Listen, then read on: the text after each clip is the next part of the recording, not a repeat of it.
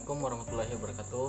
Waalaikumsalam warahmatullahi wabarakatuh. Perkenalkan, nama saya Ahmad Nur Fauzi dengan NPM 721412246. Perkenalkan, nama saya Rafika Ayu Medianti dari Fakultas Hukum Angkatan 21. Assalamualaikum warahmatullahi wabarakatuh. Kami dari kelompok 6 dengan anggota Rafika Ayu Medianti dengan NPM 721412214 dan Ahmad Nur Fauzi dengan NPM 721412246 akan mempresentasikan hasil kerja kami, yaitu video mengenai demokrasi untuk pemenuhan tugas dari mata kuliah Sosiologi Hukum dengan dosen penempuh Ibu Evi Dwi Hastri SHMH. Urgensi dari demokrasi terletak pada pemberian suara kepada rakyat dalam mengatur kehidupan politik, ekonomi, dan sosial mereka. Demokrasi memberikan hak kepada individu untuk berpartisipasi dalam pengambilan keputusan yang mempengaruhi kehidupan mereka, serta memberikan mekanisme untuk pertanggungjawaban pemerintah kepada rakyat. Melalui sistem demokrasi, rakyat dapat memilih para pemimpin mereka dan memiliki kontrol terhadap keputusan-keputusan yang dibuat oleh pemerintah. Adapun tujuan dari demokrasi antara lain adalah menciptakan pemerintah yang melayani kepentingan rakyat, melindungi hak asasi manusia, mendorong partisipasi aktif rakyat dalam proses politik, serta mencegah penyalahgunaan kekuasaan oleh penguasa. Demokrasi juga bertujuan untuk menciptakan lingkungan yang mendukung kesejahteraan sosial dan ekonomi, mempromosikan keadilan, serta melindungi hak minoritas. Dengan demikian, urgensi dan tujuan dari demokrasi sangatlah penting dalam memastikan bahwa kekuasaan pemerintah dikelola dengan baik dan bertanggung jawab, serta kepentingan rakyat diutamakan dalam proses pengembalian keputusan yang mempengaruhi kehidupan.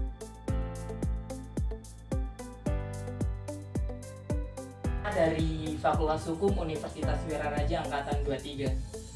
Saya Sofia dari Fakultas Manajemen.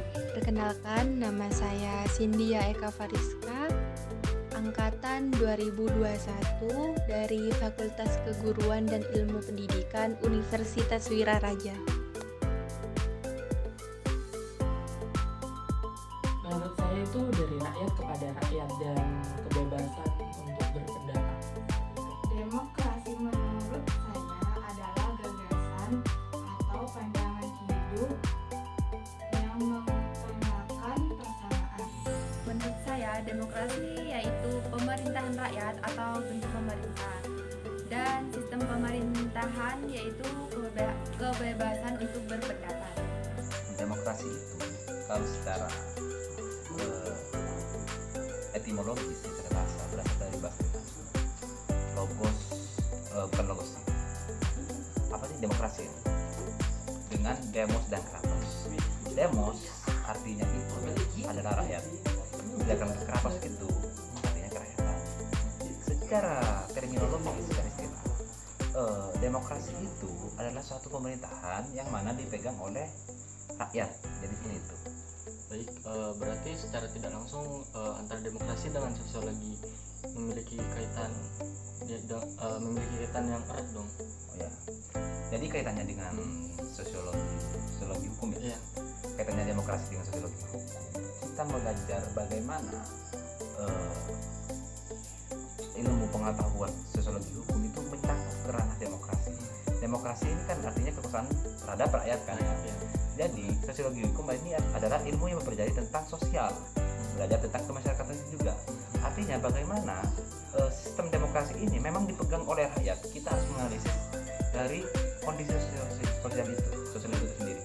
Demokrasi yaitu sistem pemerintahan ya, sistem pemerintahan yang dimana semua orang dapat ikut berpartisipasi dalam menentukan kebijakan serta pengambilan keputusan. Nah, dan kalau di Indonesia sendiri itu biasanya kebanyakan orang-orang dewasa yang kemudian diberikan amanah untuk untuk ikut dalam DPR semisal. Baik. Kemudian di DPR itu dibuatlah suatu kebijakan yang dimana seharusnya lebih menguntungkan rakyat gitu. Baik.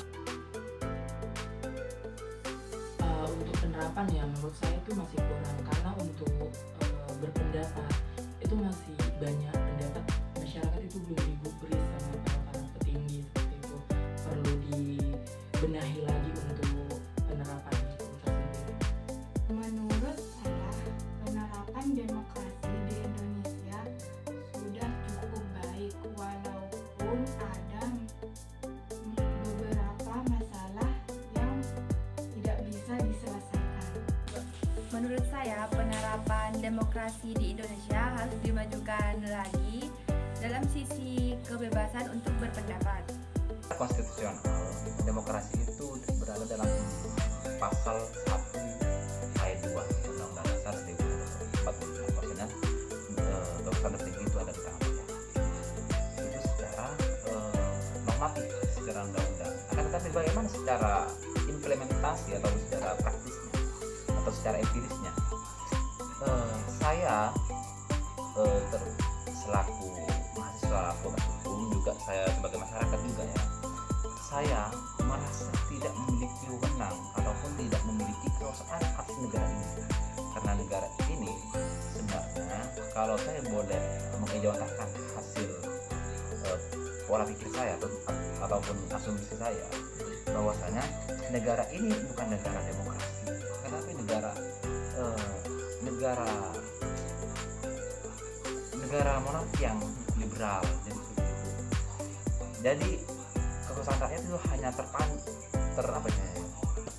istilahnya itu hanya tercantum dalam konstitusi, tapi tidak terlaksana dengan sempurna. Untuk mengenai isu yang seperti dan UGM itu kan rakyat yang rakyat biasa terus menyuarakan suaranya, itu gimana menurut Anda gitu?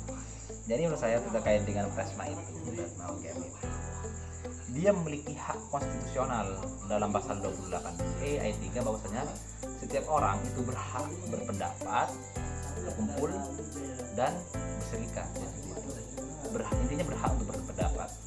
Akan tetapi tidak, dalam sistem demokrasi itu ada batasan-batasan tertentu yang harus kita jaga. Adanya namanya batasan etika di situ. Apalagi yang dihina itu adalah presiden gitu.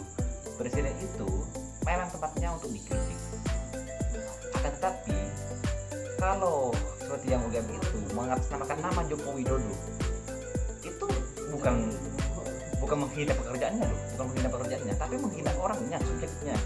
Jadi menurut saya itu masuk ke dalam pidana, sebenarnya pencemaran nama baik.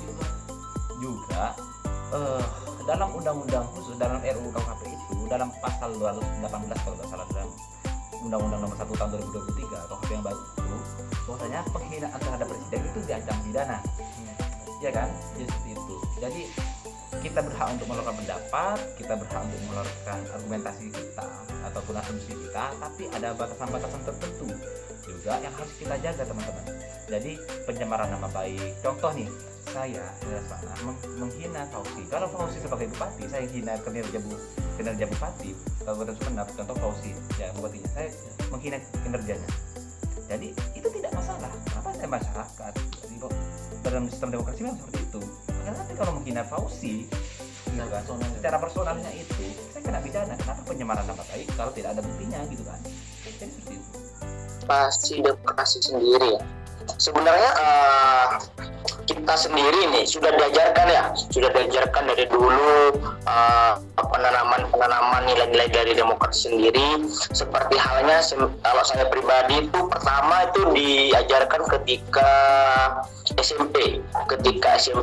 Saya duduk di SMP, saya sudah diajarkan bagaimana bentuk dari demokrasi pemilihan ketua OSIS.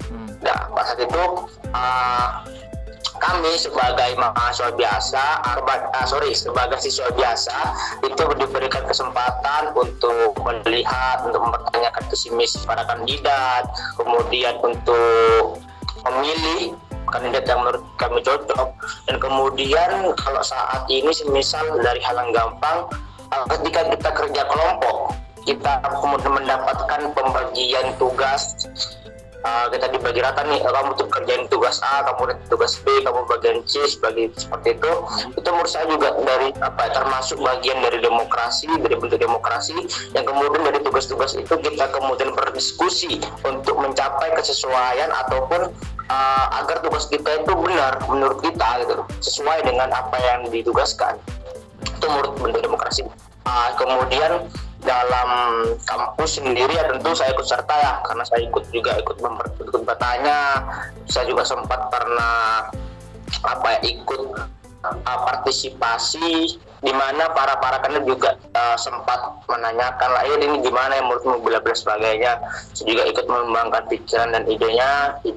Kemudian kalau semisal secara luas ya, secara pemerintahan sendiri, semisal saya pernah berserta semisal di beberapa sosial media itu ada nih tentang kritik tentang bentuk kritik, bentuk menolak dari berbagai kalangan, misalnya mahasiswa, seperti halnya tentang keburukan, tentang kebaikan dari berbagai ataupun dari macam-macam berbagai tokoh pejabat yang ada di situ. Saya juga memberikan bentuk partisipasi saya, bentuk pendapat saya, kemudian saya berkomentar di situlah. Itu menurut saya juga bagian dari demokrasi sendiri. Itu Mas Wazi.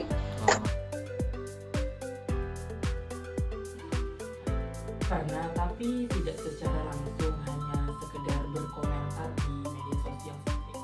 Kalau di sosial media lebih mengamati sih, soalnya belum terjun langsung. Mungkin di sosial media saja. Biasa aja sih, karena selama komentar kita itu membangun, tidak rasis, tidak anarkis, untuk kemajuan bersama, ya biasa aja. Biasa aja sih, soalnya saya belum pernah terjun langsung. Berani saja sih.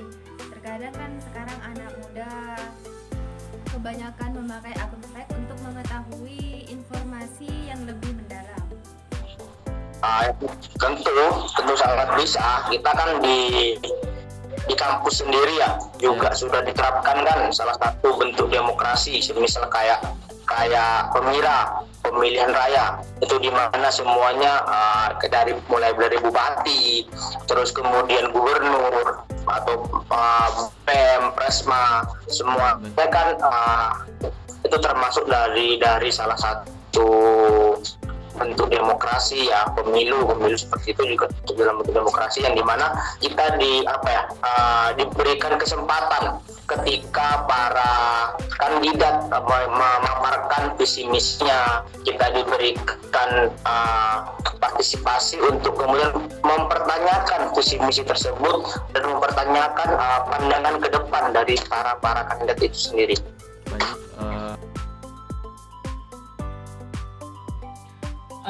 Bersifat terbuka, memahami dan menyampaikan pendapat secara baik, Menerima serta melakukan tugas-tugas di rumah dan memahami keadaan juga persoalan.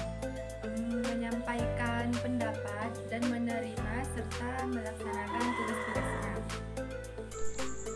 Tadi dari pernyataan Mas Hendra Lismani tadi, kesimpulannya apakah demokrasi itu dikekang di negara Indonesia ini? Sebenarnya kalau kita bicara tentang fakta, agak dikekang sebenarnya demokrasi ini dikekang. Karena selalu ada produk hukum yang baru itu yang mempersempit demokrasi. Contoh penghinaan terhadap presiden. Presiden itu adalah pemangku jabatan. Pemangku jabatan itu adalah dipilih oleh rakyat. Artinya kalau kita berhak memilih, kita yang menjadikan presiden itu kan, kita memilih dia, kita memberikan mandat kepada dia. Benar. Dengan melalui konstitusi. Kalau kita tidak bisa menghina, apalah maksudnya sebenarnya kita apa? Bangunannya kita apa? Otoritas sebagai masyarakat apa? Sedangkan negara kita ini negara demokrasi sebenarnya. Ini agak beda sebenarnya, agak berseberangan dengan kasusnya yang presiden itu siapa? Yang Gibran kalau nggak salah itu ya. Itu agak berseberangan. Kalau Gibran itu penghinaan terhadap langsung Joko Widodo kan, pernyataannya itu kan dia pencemaran nama baik. Kalau itu kan ada bentuk spesialisnya gitu, pencemaran nama baik lewat elektronik media itu kan, ada ITE itu, Undang-Undang Nomor 16 Tahun 2016 gitu kan. Nah, tapi apakah demokrasi ini dikekang apa enggak di negara Indonesia ini? Menurut saya itu dikekang. Karena apa? Selalu ada undang-undang baru, selalu ada regulasi baru yang mempersempit demokrasi. Ya kan? Memang bagus sebenarnya, memang bagus agar tidak terlalu liberal demokrasi. Akan tetapi terlalu dikekang juga. Karena apa? Seolah-olah mempersempit demokrasi sehingga otoritarianisme merajalela di negara Indonesia, dan ini tidak sesuai dengan amanat demokrasi dan konstitusi. Baik, sekian dari saya, kurang lebihnya mohon maaf. Wassalamualaikum warahmatullahi wabarakatuh. Baik, ke pertanyaan selanjutnya ya Mas Zahir. Apakah menurut Mas Zahir itu baik dari mahasiswa maupun dari kalangan umum, adakah batasan-batasan tertentu dalam berdemokrasi gitu di negara Indonesia? Kalau menurut saya mengenai batasan ya tentu ada ya, karena kita hidup juga ada aturannya, baik di masyarakat maupun di pemerintahan tentu ada aturannya. Namun ketika kita berbicara demokrasi itu kan sebenarnya juga demokrasi juga bagaimana kita bisa memberikan sumbangan pemikiran dan tentu dalam pemikiran itu tidak ada batasannya menurut saya. Jadi ketika kita bisa berpikir secara luas ataupun tetap pada jalurnya, menurut saya juga suatu keharusan yang dimiliki oleh setiap orang di situ, khususnya kita sebagai mahasiswa sendiri. Jadi kalau ditanyakan mengenai batas-batasannya sendiri, lebih kepada dalam demokrasi itu batasannya itu lebih ke kita boleh berpendapat, tapi kita tidak boleh merendahkan pendapat orang lain. Nah, bagaimana merendahkan orang lain yang seperti apa? Merendahkan orang lain dengan mengatakan semisal saya berikan saja, semisal kayak pendapatmu itu jelek, pendapatmu itu nggak bagus, itu tidak boleh, karena setiap orang punya pandangannya masing-masing, punya sudut pandang yang masing-masing yang berbeda tentu. Dan itu batasan demokrasi yang menurut saya ada ya dalam demokrasi. Itu aja Mas Wazi. Baik, sekian dari saya, kurang lebihnya mohon maaf. Wassalamualaikum warahmatullahi wabarakatuh.